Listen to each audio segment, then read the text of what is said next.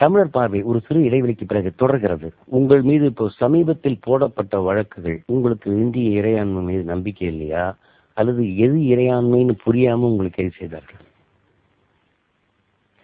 அதாவது அதிகமா எவன் இந்த தேசத்தை நேசிக்கிறானோ அவன் தான் தீவிரவாதி. உங்களுக்கு தெரியும், இந்த சமூகத்தின் மேல இருக்க பற்றுதான் எனக்கு என் பொருளாதாரத்தை பெருக்கிக் கொள்ளணுங்கிற பேரார்வத்துல தான் நான் வரும்போது திரைப்படத்துக்கு வந்தேன்.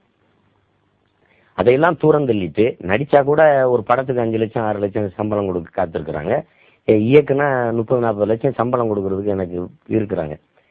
ஒரு படம் ஓடும் ஓடாது அது இல்லை. ஆனா அப்படி இருந்து இப்ப கூட தானே நான் நீ கொஞ்ச நாள் பொறுமையாரு, இந்த படம் வெளியானோன்னா படம் எடுக்கலாம்னு சொல்லும் போதே சொல்லிக்கிட்டே இருக்கும்போது கைது இருந்துச்சு. எனக்கு ரொம்ப வருத்தமா இருந்தது, நீ கொஞ்ச நாள் பொறுமையாடுறா அப்படின்னு. நம்ம போராடியும் தீரும். இந்த நேரத்துல நம்ம பேசாம வேற எந்த நேரத்துல பேச முடியும்? ஒரே ஒரு வருத்தம் தான் எனக்கு இருக்குது. அங்க நடக்கிற பிரச்சனைகளை இந்த மக்களுக்கு இந்த ஊடகங்கள் மூடி மறைக்காத வெளிப்படையாக சொல்லக்கூடிய நிலைமையில் இருந்து சொல்லியிருந்தால், சீமான் போன்றவர்களும் மேடையில் ஏறி அங்க நம்ம பிள்ளைங்களை இப்படி கெடுக்கிறான், அப்படி பண்றாங்கிற பரப்புரையை செய்ய வேண்டிய அவசியமே வந்திருக்காது. அதுதான் இங்க இறையாண்மைங்கிறதுல என்னோட இறைன்னா என்ன? அரசு. ஆண்மைனா அரசினுடைய ஆளுமை. எனக்கு என்ன அந்த இறையாண்மை அப்படிங்கிறது முழுமையா இந்த தேசத்துல இருக்குன்னா, காவிரி நதி நீர்ல இங்கேயும் காங்கிரஸ் ஆளுது, அங்கேயும் காங்கிரஸ் ஆளுது.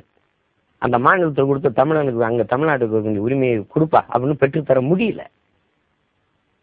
நாங்க காவிரின்னு காலையே குஞ்சு பார்த்துட்டு இருந்தோம். டம்முன்னு போட்டான் ஒக்கனைகள்னு ஒரு மண்டையில் ஒரு போடு, ஐயோன்னு மண்டையை பிடிச்சிட்டோம். இதை மறந்துட்டோம். இன்னைக்கு பிரச்சனை விவசாயத்துக்கு பிரச்சனை, தண்ணி பிரச்சனை. இன்னைக்கு தவிச்ச வாய்க்கு தண்ணிக்கு பிரச்சனை, முல்லை பெரியாறுல பிரச்சனை. இன்னைக்கு பாலாற்றின் குறுக்கே அணை கட்டுவோம்ங்கிறத ஆந்திராவில் தேர்தல் அறிக்கை. இங்க ஏதாவது தமிழனுக்கு உரிமையை நம்ம முடியுதா? கச்சத்தீவை தாரவாரத்தை கொடுத்தாச்சு, ஆனா வலையை வளர்த்துற உரிமை தான் இருந்தது, அதுவும் போயிடுச்சு. மீன் பிடிக்கவே அனுமதிக்கலையே, அப்புறம் போய் எங்கிட்டு வலையை நம்ம வளர்த்துறது? இப்ப எல்லா உரிமையிலும் இழந்து நிக்கிற இந்த இனம் அப்ப எங்கிட்டு இது எப்படி இறையாண்மை மேல் நம்பிக்கை வரும்? இறையாண்மைக்கு எதிராக சீமானை பேச வச்சது யாரு? என் இனத்தை பாதுகாக்க உண்மையிலே நீங்களே ஒத்துக்கிறீங்களா நீ இறையாண்மைக்கு எதிராக தான் பேசுனதா? நான் இறையாண்மைக்கு எதிராக என்ன பேசுனேன்? எதையுமே பேசல. நீங்க கருதுறீங்க அது இறையாண்மைக்கு எதிரானதுன்னு நீங்க கருதுறீங்க. அது உண்மை இறையாண்மைக்கு எதிராக நான் இந்த தேசத்தை துண்டாக்கிடுவேன், நான் அப்படி பண்ணிடுவேன், இப்படி பண்ணிடுவேன், நம்ம எதையுமே பேசலையே. அப்போ என்னதான் குற்றச்சாட்டு உங்க மீது? இறையாண்மைக்கு எதிராக பேசுறாரு, தடை செய்யப்பட்ட இயக்கத்தை ஆதரிச்சு பேசுறாரு. அதுவே இறையாண்மைக்கு எதிரானதா வந்துருமா? நீதிபதி உங்களை விடுதலை செய்யும் போது என்ன சொன்னார்? ஏன்னா நீங்கள் இறையாண்மை மேல தொடர்ச்சியா போடப்பட்ட வழக்கு அன்லாஃபுல் ஆக்டிவிட்டிஸ்ல நான் பேசிட்டேன். அதாவது தடை செய்யப்பட்ட இயக்கத்தை நான் எதிர்த்து ஆதரிச்சு பேசுறேன். எனக்கு திருப்பி அந்த இது வர்றதுக்கு என்னன்னா, அப்ப தடை செய்யப்பட்ட இயக்கத்தை எதிர்த்து எவ்வளவு வேண்டுமானாலும் பேசலாமா?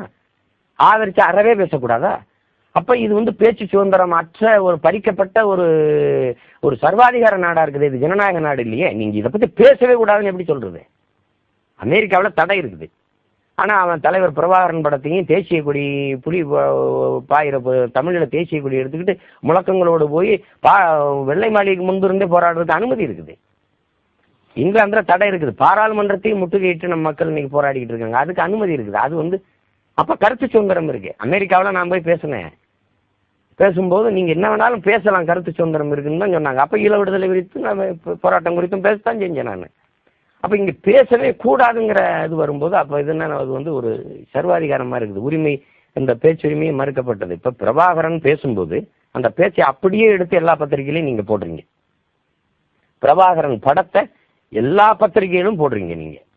ஆனால் என் வீட்டுல படம் இருக்கிறது குற்றங்கிறீங்க, என் அலைபேசியில் அவர் படம் இருக்கிறது குற்றங்கிறீங்க. ஆனால் அவரை பற்றி நான் பேசுனா அது சிறையில் தூக்கி போடுறீங்க. அவர் பேசுறதெல்லாம் எடுத்து எல்லா பத்திரிகையிலையும் போடுறீங்க.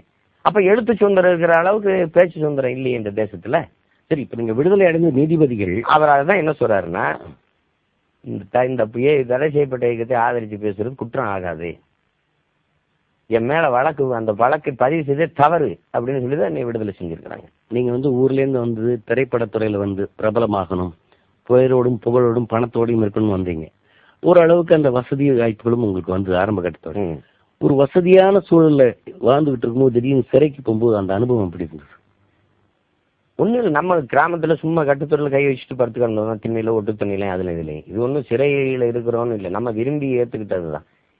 சிதஞ்சு கிடக்கிற நம்ம ஜெர்மன், பிரான்ஸ் இந்த மாதிரியான நாடுகளுக்கெல்லாம் போகும்போது என் தம்பிமார்கள் அறைக்குள்ளே இருக்க வேணா வானே இப்படி நடப்போம், கார் மறைச்சு கல்லறை பார்ப்போம், அதை பார்ப்போம், இதை பார்ப்போம்லாம் கூடுவாங்க.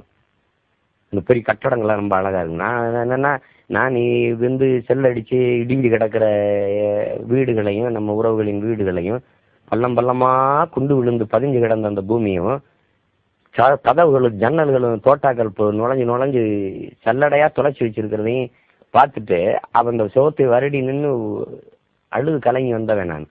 நான் போய் இப்படி அழகா இருக்கிற கட்டணங்களை பார்க்குற மனநிலை எனக்கு இல்லை. நாடு அடைஞ்ச பிறகு இதளவுக்கு ஒரு மிகப்பெரிய நாட்டை கட்டி எழுப்பிய பிறகு நம்ம ஓடி வந்து இந்த நாடுகளெல்லாம் சுற்றி பார்த்துக்கிறான் தம்பி, என்னை விட்டுங்கடான்னு சொன்னேன்.